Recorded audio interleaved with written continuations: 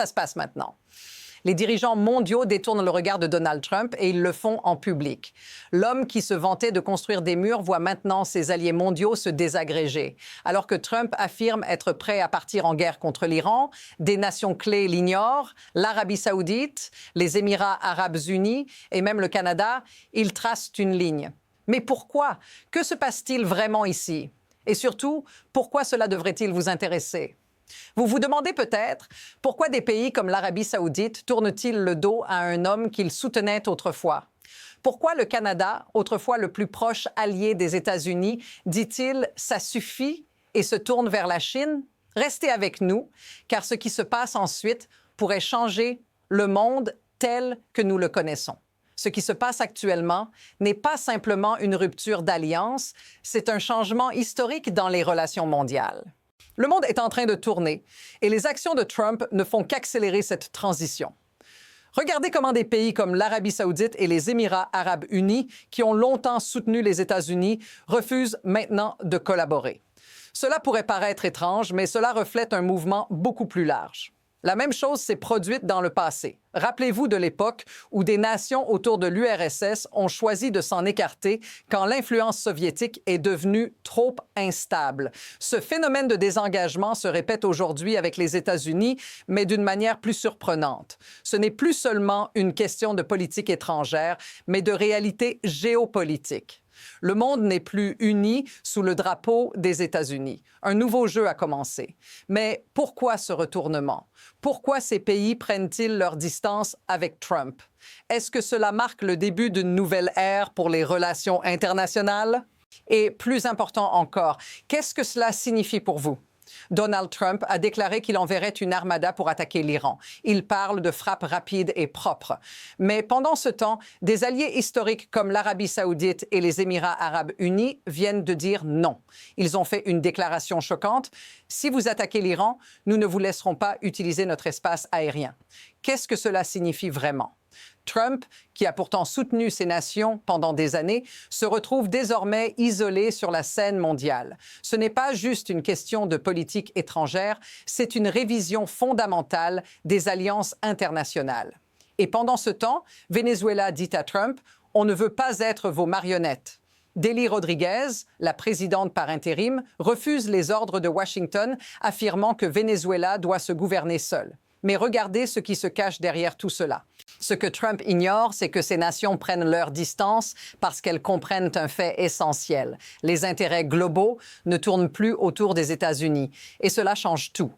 Ce qui se passe actuellement n'est pas simplement une rupture d'alliance, c'est un changement historique dans les relations mondiales.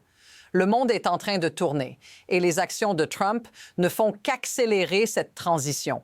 Regardez comment des pays comme l'Arabie saoudite et les Émirats arabes unis, qui ont longtemps soutenu les États-Unis, refusent maintenant de collaborer. Cela pourrait paraître étrange, mais cela reflète un mouvement beaucoup plus large. La même chose s'est produite dans le passé. Rappelez-vous de l'époque où des nations autour de l'URSS ont choisi de s'en écarter quand l'influence soviétique est devenue trop instable. Ce phénomène de désengagement se répète aujourd'hui avec les États-Unis, mais d'une manière plus surprenante. Ce n'est plus seulement une question de politique étrangère, mais de réalité géopolitique. Le monde n'est plus uni sous le drapeau des États-Unis. Un nouveau jeu a commencé. Mais pourquoi ce retournement? Pourquoi ces pays prennent-ils leur distance avec Trump? Est-ce que cela marque le début d'une nouvelle ère pour les relations internationales? Et plus important encore, qu'est-ce que cela signifie pour vous? Regardez ce qui se passe avec la Syrie. Trump a non seulement tourné le dos à ses alliés kurdes en abandonnant la lutte contre ISIS, mais maintenant, ses anciens alliés comme Al-Ghalani, le leader syrien, se retrouvent dans les bras de Poutine. Al-Ghalani, celui que Trump avait autrefois qualifié de « très respecté », est désormais à Moscou en train de renforcer les liens avec Vladimir Poutine, un geste qui envoie un message clair. Trump est en train de perdre son influence. Mais ce qui est encore plus choquant, c'est ce que Trump a dit à propos de cette relation. Il a affirmé qu'il avait eu une grande conversation avec Al-Galani, un homme qui, rappelez-vous, a dirigé une organisation terroriste il y a quelques années. Imaginez cela, un ancien terroriste soutenu par le président des États-Unis, tout ça sous les yeux du Kremlin. Ce n'est pas juste une contradiction, c'est un coup fatal à la crédibilité de l'Amérique. Les alliés se retirent, les ennemis deviennent plus puissants et Trump semble de plus en plus déconnecté de la réalité. En quelques jours, tout a empiré. Trump attaque l'Inde, l'Europe fait face à un accord commercial majeur avec la Chine, et pendant ce temps, le Canada prend une position qui pourrait sembler insensée il y a quelques années. Il rompt avec les États-Unis pour se rapprocher de l'Asie. Ce n'est pas un simple ajustement, c'est une rupture totale des relations établies depuis des décennies. Le Canada et la Chine viennent de signer un accord commercial colossal de 1 trillion de dollars. Trump, furieux, menace maintenant d'imposer des tarifs de 100 % sur les produits canadiens, mais cela n'arrête pas Carney, le premier ministre canadien. Au contraire, il s'engouffre dans la brèche laissée par l'Amérique et forge des relations solides avec des pays que Trump a maltraités. Et la réaction du Canada? C'est de la vitesse, de la pression et une perte totale de contrôle.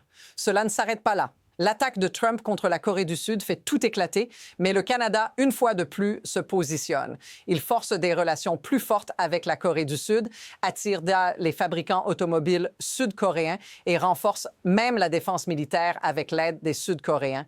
Ce n'est plus juste une réponse, c'est une réaction stratégique pour assurer leur avenir. Qu'est-ce qui se passe quand un pays comme le Canada se sépare ainsi des États-Unis? Quelles en seront les conséquences pour l'Amérique si cette dynamique continue? Maintenant, parlons des conséquences réelles pour vous. Ce n'est pas juste une question de politique étrangère et de relations entre les nations. Ce qui se passe en ce moment, ce qui se joue derrière les portes fermées de ces réunions internationales a un impact direct sur la vie de tous les jours. Lorsque des pays comme l'Arabie saoudite, le Canada ou même des alliés comme la Corée du Sud prennent leur distance avec les États-Unis, les répercussions se feront sentir bien plus près de chez vous. Cela se traduit par des prix plus élevés, des tarifs commerciaux massifs et même des tensions militaires qui pourraient escalader à tout moment. Si les relations commerciales se détériorent, attendez-vous à des prix plus élevés sur presque tous les produits que vous achetez, des vêtements à l'électronique en passant par l'alimentation, mais il y a aussi une dimension plus humaine ici. Si vous vivez dans un endroit où l'économie dépend des exportations, des accords commerciaux ou même de l'aide militaire, ces ruptures d'alliance vont affecter vos perspectives d'emploi, vos investissements et votre sécurité. Est-ce que vous êtes prêt à affronter un monde plus instable? Si vous ressentez que cela touche votre vie ou votre avenir, faites-le nous savoir dans les commentaires. C'est un moment où tout le monde doit réfléchir à son propre rôle dans un monde qui change si rapidement. Ce qui se passe ici ne relève pas simplement d'une série d'incidents isolés. Il y a une mécanique sous-jacente qui permet à tout cela de se produire. Les systèmes de pouvoir, l'influence des grandes entreprises, la spectacularisation des conflits, la peur de l'inconnu, tout cela alimente la dynamique actuelle. Ce n'est pas un accident si des pays comme le Canada ou l'Arabie saoudite choisissent de s'éloigner des États-Unis, ni même si Trump a poussé ses alliés à prendre des décisions qui vont à l'encontre de leurs propres intérêts. Les incitations économiques et géopolitiques jouent un rôle clé. Prenez l'exemple de l'accord commercial de 1 trillion de dollars entre le Canada et la Chine.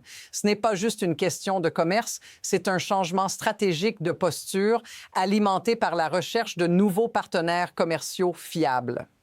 Les grandes puissances choisissent de s'associer à d'autres acteurs mondiaux car elles voient dans les États-Unis une instabilité qui compromet leurs propres intérêts. Ce que Trump ignore ou refuse de voir, c'est que ce processus ne relève pas uniquement de sa politique, mais bien d'un changement profond dans la façon dont les nations naviguent dans un monde de plus en plus interconnecté, mais aussi plus fragile. À partir de maintenant, 2 trajectoires se dessinent. La première est celle que nous voyons déjà prendre forme. Les États-Unis continuent d'avancer seuls, de menacer, d'imposer des tarifs, de parler de frappes militaires rapides. Trump évoque des attaques contre l'Iran qu'il veut propres et immédiates. Mais en réponse, l'Iran prévient que toute action serait considérée comme le début d'une guerre totale, avec une riposte immédiate sans précédent. Ce n'est plus une posture, c'est une ligne rouge clairement tracée. Dans ce scénario, Les alliés ne reviennent pas. Ils s'adaptent.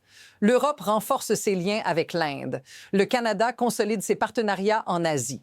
L'Arabie saoudite et les Émirats ferment leur espace aérien. Même symboliquement, l'Amérique devient un acteur imprévisible et donc évité. La seconde trajectoire est plus incertaine. Elle supposerait un ralentissement, une désescalade, un rééquilibrage. Mais regardez les signaux. Le dollar chute. Les entreprises européennes investissent ailleurs. Des discussions émergent sur le boycott d'événements organisés aux États-Unis. La dynamique est déjà en mouvement. La vraie question n'est plus si quelque chose change, c'est à quelle vitesse cela bascule et qui sera prêt quand ça arrivera. Ce qui est en train de se dérouler n'est pas seulement une crise diplomatique, c'est un pivot mondial. Ce qui semblait solide autrefois, des alliances historiques, des accords commerciaux établis, est désormais en train de s'effriter sous l'effet d'une gestion incohérente et d'une vision mondiale déconnectée. L'ultime leçon ici est claire. Les systèmes de mondiaux ne sont jamais aussi forts qu'ils en ont l'air. Les nations, même les plus puissantes, sont liées les unes aux autres par des intérêts multiples, des pressions économiques et la nécessité de maintenir un équilibre fragile. Quand ce fragile équilibre est rompu, les conséquences sont profondes. Les alliances se brisent, les marchés changent et les générations futures paieront le prix de ces erreurs. Maintenant, ce que nous avons vu jusqu'ici n'est qu'un chapitre. La question est, où tout cela mène-t-il? Ce n'est pas la fin, c'est juste le début d'un mouvement mondial plus vaste et chaque décision de Trump et des autres leaders va façonner ce futur de manière imprévisible. Pour des analyses continues et plus de détails sur ce tournant géopolitique, n'oubliez pas de vous abonner, parce qu'on est loin de tout savoir.